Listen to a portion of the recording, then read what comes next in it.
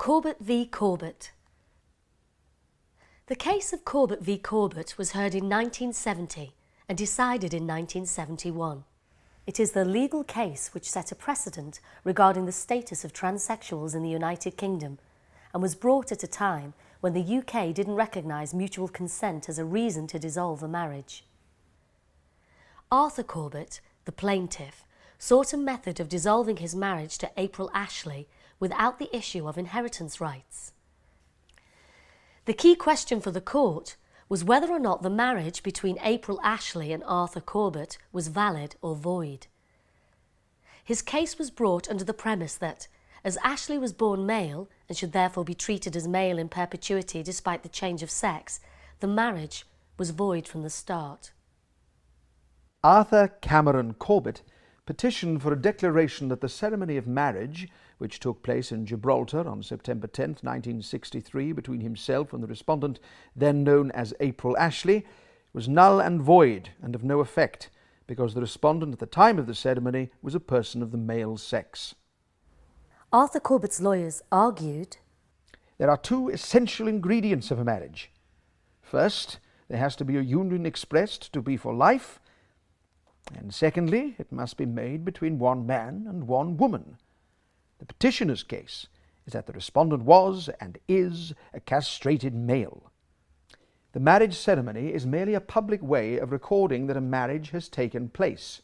It is not an essential ingredient. The present case lacks one of the essentials of marriage. If there is not one man and one woman, the marriage ceremony cannot be matrimonial. It is simply an abuse of that ceremony, and is a simulation of marriage, falling short even of a void marriage, because the two persons involved could never marry under any system of law. This country should refuse to recognize any purported marriage of two men on the grounds of public policy. A woman is a person chromosomally XX, with female gonads and whose apparent sex is feminine. It is accepted that external and internal genitalia must be of the utmost importance. In response to Corbett's petition, April Ashley denied the allegations that she was of the male sex at the time of the ceremony and asserted that she was of the female sex. She denied she was incapable of or had willfully refused to consummate the marriage. She admitted that for many years she had been regarded as male, but had undergone an operation for the construction of a vagina before the ceremony of marriage. Her lawyers argued, manhood and womanhood is not decided on the presence or otherwise of a penis or other sexual organs. Sex is the sum of a number of things, both external and internal, and pertaining to both body and mind. Consideration must be given to hormonal makeup, the person's psychological condition, and chromosomal factors. The respondent is treated as a woman for every other legal purpose. For example, she is classed as a woman for national insurance. Here is an experienced man who left his wife and children for the respondent, whom he pressed to marry him, knowing all about her and overcoming all objections raised. He is seeking to nullify a marriage which he freely entered into, knowing all the relevant facts. Judge Ormrod agreed with Corbett. For the purpose of the law relating to marriage, April was a man, and consequently the marriage was void. Accordingly, it was held. That marriage was essentially a relationship between man and woman, and that to determine sex for the purposes of marriage, the law should adopt the chromosomal, gonadal, and genital tests, and if all three were congruent, determine sex accordingly, ignoring any operative intervention. Therefore, the respondent was not a woman for the purposes of marriage, but was from birth and had remained at all times a biological male, and that accordingly the so-called marriage was void.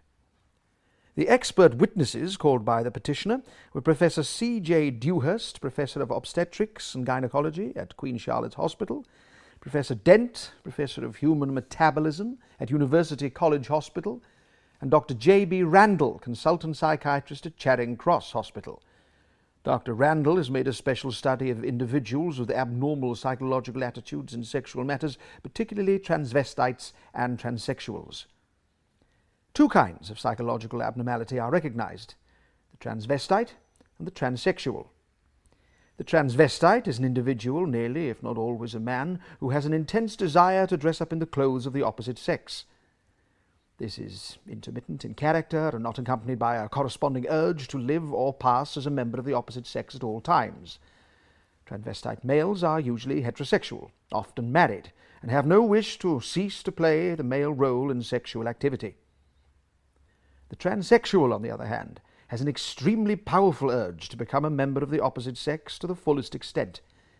They have a history dating back to early childhood of seeing themselves as members of the opposite sex, which persists in spite of their being brought up normally in their own sex. This goes on until they become to think of themselves as females imprisoned in male bodies, or vice versa, and leads to intense resentment of and dislike for their own sexual organs.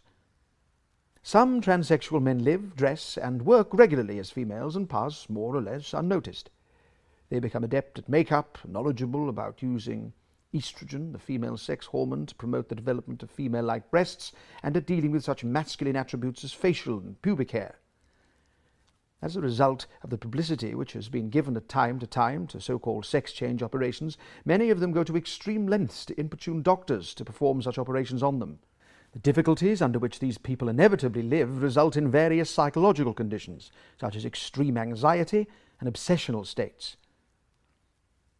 It is clear from the account which I have given of the respondent's history that it accords very closely with this description of a male transsexual. Dr. Randall considered that the respondent is properly classified as a male homosexual transsexualist. Professor Dewhurst agreed with this diagnosis and said that the description castrated male would be correct. If the assignment to the female sex is made after the operation, then the operation has changed the sex. From this it would follow that if a 50-year-old male transsexual, married and the father of children, underwent the operation, he would then have to be regarded in law as a female and capable of marrying a man. The result would be nothing if not bizarre. I have dealt, by implication, with the submission that because the respondent is treated by society for many purposes as a woman, it is illogical to refuse to treat her as a woman for the purpose of marriage.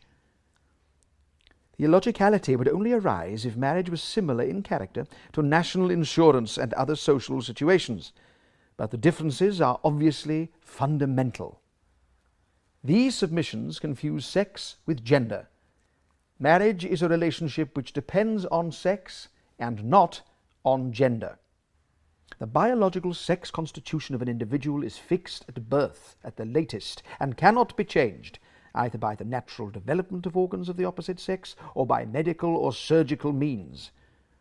The only cases where the term change of sex is appropriate are those in which a mistake as to the sex is made at birth and subsequently revealed by further medical investigations. Much of what was held in Ormrod's judgment reflects the transphobic, homophobic and sexist attitude of the time. Ormrod was damning in his judgment on gender and marriage, defining it as heterosexual in character and biologically determined. He stated that even the most extreme transsexualism in a man could never reproduce a person who was naturally capable of performing the essential role of a woman in marriage. The judgment had major implications for April and other trans people. The biological test used to determine April's sex remained in place until 2004. This had serious ramifications for the rights of trans people. Following the case, the unofficial correcting of birth certificates for transsexual and intersex people ceased. A trans woman could not legally marry a man or a trans man marry a woman. A trans woman convicted of an offence could legally be sent to a male prison and a trans man to a female. A trans person who ticked the box marked female or male on their insurance policy or pension documents could have found their contributions worthless and their claims rejected. A trans person applying for a job where a birth certificate was requested had to reveal a very private matter from their past. A trans person appearing in court would have their privacy breached because they must declare the name on their birth certificate. This remained the situation for all trans people in the UK until 2004, when the Gender Recognition Act was introduced. Alongside many trans people, April lobbied throughout the 1990s for the right to be assigned her real gender. And finally, in 2005, she was issued with a gender recognition certificate and legally recognised as a woman.